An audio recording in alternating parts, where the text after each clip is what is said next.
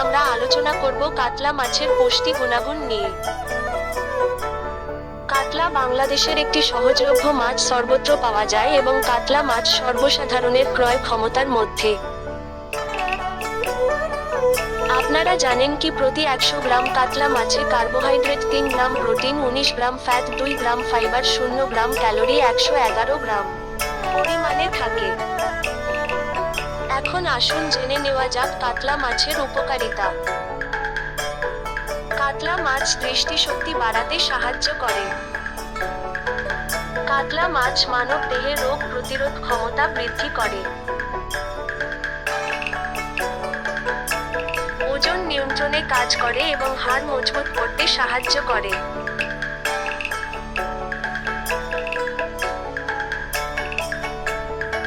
এটি ত্বকের প্রদাহ কমাতে সহায়ক এবং মসৃণ ও উজ্জ্বল রাখতে সাহায্য করে।